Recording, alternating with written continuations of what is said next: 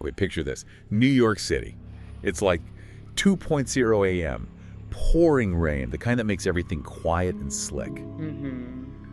Inside the Ashcroft Museum, marble halls, very grand. 2 security guards, they're probably half asleep just watching monitor. Right, thinking everything's locked down tight. Safe? Totally safe. Yeah. But they have absolutely no idea that right above them, this unbelievable theft is happening. Like, completely silent, super precise, and impossible theft is the source. And that impossibility, that precision, that's really why we're diving into this. We looked at all the sources, the reports on this huge security failure. Our goal here is kind of twofold. First, just unpack how technically perfect the crime itself was. Okay. And second, tackle this really strange, baffling riddle the thief left behind. Because it's not just about the stolen object. Right. It's about how the security failed and this human element that just makes zero sense. And the target here wasn't just some minor sketch. Right. We're talking about the Lady in Yellow, a masterpiece. Yeah, a big one. Valued at, what, $25 million back then? Yeah. And here's the thing, it had only been hanging in the Ashcroft for a few weeks. A few weeks. That's a critical detail. Before it just vanished. Poof. Into the storm. It was high profile, huge value, basically screaming, steal me to the right kind of criminal.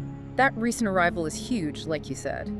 It means the thief couldn't have planned for that specific painting for years. They must have folded its theft into a pre-existing plan for the building. The museum itself was the target, long before the Lady in Yellow even got there. Okay, so let's talk about the thief, because he sounds less like a real person and more, well, like a myth. Daniel Shaw. Daniel Shaw. Even the name sounds like something out of a spy novel, doesn't it? It really does. Maybe that's intentional. The sources, they all describe him the same way. A ghost in the art world. Yeah, and the information we have on Shaw is fascinating because there's so little of it. It's all negative space.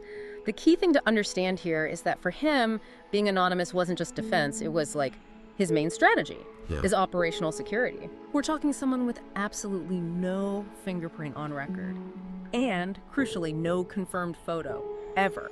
Wow. His reputation wasn't built on, getting caught or confessing. It was purely whispers, rumors linking him to these incredible thefts over in Europe. Just thinking about the discipline that takes to live like that. No credit cards, no online anything, avoiding every system. The effort must be insane. Almost more work than the actual heist. It's like an anti-career. Exactly. But wait, if he's so obsessed with leaving zero trace, why use a name at all? Even Daniel Shaw, if it's just an alias, isn't that still a risk? That's a really good question. The sources seem to point to two possibilities. First, Daniel Shaw might be less a name and more like a brand. A brand. Yeah, used by the people who handled the stolen goods, the fences, it signals quality, Yeah. This was a Shaw job. Okay, I see. Like a hallmark of difficulty. Right. And second, when he showed up in the US, everyone saw that as a major step up, a big escalation. His European jobs were tricky, sure, but often smaller, private collections, hitting the Ashcroft. That was putting himself on the world stage, daring the FBI, basically, to catch a phantom. So him being in New York meant this wasn't just another job, it was going to be legendary. And the planning definitely matched that legend. Yeah, the sources are clear, it wasn't just picking a rainy night. Shaw spent months studying that museum. Deep study. Mapping every blind spot, memorizing the guard shifts. He even knew the schedule for the backup generator. That level of detail, anticipating every system, every potential failure, it's procedural genius. He knew that building better than the maintenance crew. And he made his move at, 2:03 a.m.? Precisely when the guards were likely least alert. Yep. Didn't go through a door, not a window. Through the ventilation ducts. Just a soft metallic scrape overhead, and then nothing. He was inside. So he bypassed all main alarms right from the start. But the real genius move, the thing that pushes it from clever to impossible, happened right at the painting. Ah, the heat sensors. Exactly. The Lady in Yellow had these special sensors. Detect body heat, basically. Get too close, breathe too hard. Alarm goes off. And this is where Shaw pulls out his specialized gear. He knew he couldn't get near it without setting something off, even a silent alarm. So he uses what the sources describe as a cold vapor device. Cold vapor device. What is that? Sounds very high-tech. and expensive. Oh, definitely. This wasn't something you buy online, custom job probably, designed specifically to blast the sensors with a cold, inert gas, overwhelm them momentarily. Wait, where does a ghost with no paper trail even get something like that? That implies serious backing, doesn't it? Yeah. Money, resources. Absolutely it does. That device alone kind of blows up the whole lone wolf thief idea. It suggests someone else is funding this, maybe a very wealthy, very discreet collector, but the effect, instant, total, one short burst, and the security grid went silent. Just like that. He neutralized that entire layer of security. No flashing lights, no power cut, not even a system error flag popping up somewhere, just off. Okay, so the sensors are down. He has a short window. What next? He works quickly, methodically, takes off the frame locks, no smashing, no noise. And then the sources really emphasize this. He rolled the canvas with careful hand. Careful hand. So he's not just grabbing it. He respects the art itself. Seems that way. He secures the painting, turns back towards the vent he came from, ready to leave. Perfect plan, perfect execution. Right up until the moment it wasn't perfect anymore. Exactly. This is the pivot. The moment the flawless technical plan slams into something totally unexpected and illogical, the human element. He gets to his exit point, the vent, and he just freezes. Why? Because standing there, in the doorway of the gallery, blocking his escape, is a security guard. Oh, wow. Alone. Silent. Just watching him. Daniel Shaw, the meticulous planner, face to face with a variable he absolutely could not have planned for. And it's not just that the guard is there, it's what he does, or rather what he doesn't do, and what he says. Right. The sources say they just stood there for a moment, no movement. Then the guard speaks, calmly. No shouting, no panic. Doesn't pull a weapon, doesn't reach for his radio. Nothing. No radio call, no alarm pulled, which is insane, right? It's the first thing you do. Trap him inside. Absolutely standard procedure. Lockdown. But no. And then the guard says, well, the source material gives us the exact quote, the only word spoken during the whole heist. What did he say? He just says, you're gonna leave, the same way you came in. Whoa, wait, not stop or put that down, but an instruction. An instruction, like he's directing him. That changes everything. That's not a guard stopping a theft, that's something else entirely. Why let him go? Why specify the route? If he was doing his job, he'd trigger the alarm, right? Call for backup, initiate lockdown. Instantly. But instead, he gives Shaw this very specific, limited instruction. He lets the theft happen, but dictates how Shaw leaves. What was his motive? It's bizarre. It's almost like he wasn't there to protect the art, but to manage the situation. Yeah. Like a gatekeeper. Gatekeeper! He saw the theft happening, made sure Shaw left through the vent, maybe, so he wouldn't trigger other alarms by trying a door. And then... Then what? Then the guard just stepped back in the shadows and disappeared. Vanished. And Shaw. Didn't stick around to ask questions. He went straight back up the vent, painting and all, and melted back into the rainy night. Gone. And that's why the investigation just slammed into a brick wall immediately. The police arrive, detectives swarm the place. Yeah, but because Shaw was so clean, the vents, the disabled sensors, they find nothing. No footage, no forced entry, no fingerprints, nothing. Just an empty space on the wall, all that expensive security. Completely useless. Except for one tiny thing. One deviation from that perfect traceless exit. Yes. The clue. Maybe the only real clue we have to Shaw's motive. Or maybe the guard's involvement. What did they find?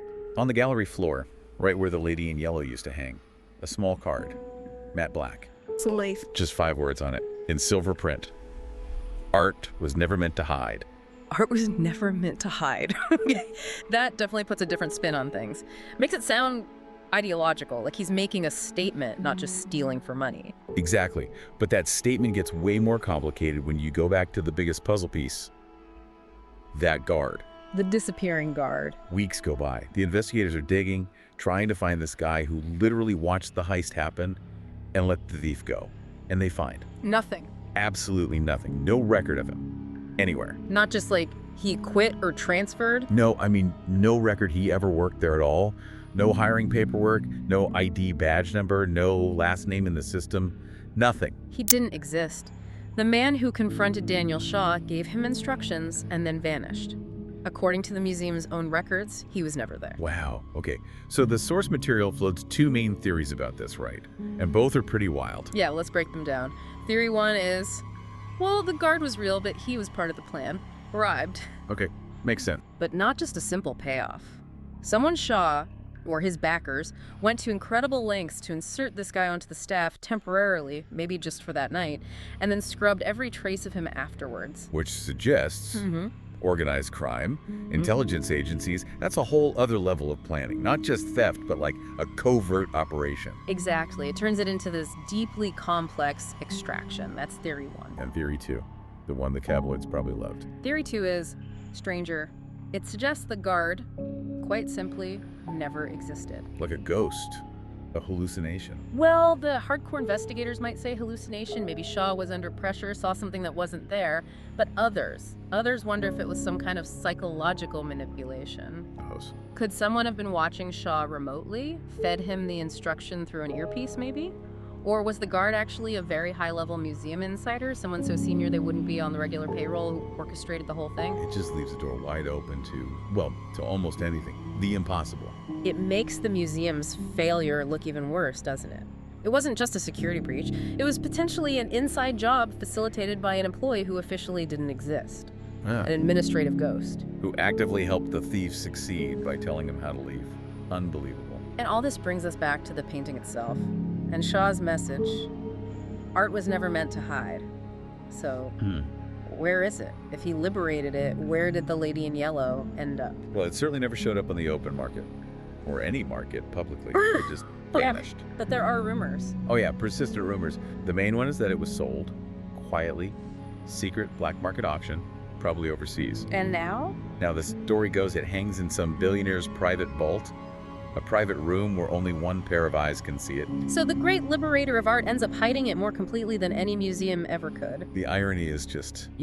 Yeah, tragic, almost. And that irony is really the legacy here. The museum naturally beefed up security afterwards. Sources say stronger glass, smarter cameras, newer guards, all the usual stuff. Trying to stop the next Daniel Shaw from getting in the same way. Right. They focused on the physical entry point, Shaw's technique, but they didn't address the real vulnerability, did they? The phantom employee, the administrative black hole, the psychological game the guard played. They bolted the stable door after the ghost was long gone. Pretty much. And the physical reminder they're left with, that empty antique frame. Apparently it's still there, locked away in museum storage, just waiting. A $25 million empty space. A constant reminder that their state-of-the-art security wasn't beaten by force, but by a ghost in the system, an invisible human problem. So you've got this paradox. Shaw's plan was technically brilliant, flawless almost. The cold vapor, the timing, the entry, perfect. But the reason he actually got away clean? That was down to this mystery guard. Unregistered, unidentified, just letting him walk. And then there's the note. Art was never meant to hide. Shaw risks everything, maybe for this principle, to free the art. Yet, if the rumors are true, the painting ends up seen by one person, hidden away more intensely than ever. Which leads us to the final thought we want to leave you with as you think about this whole case. Consider that note, art was never meant to hide, and then consider where the painting supposedly ended up. Right. Was Shaw's real goal the art itself, or was it just about proving how fragile the systems protecting it really are? If that painting is now essentially unseen by the world, viewed only by one collector, did Shaw actually succeed in his mission? Or did he fail spectacularly, becoming the very thing he fought against? What does it even mean for art to be hidden versus just unseen, something to chew on?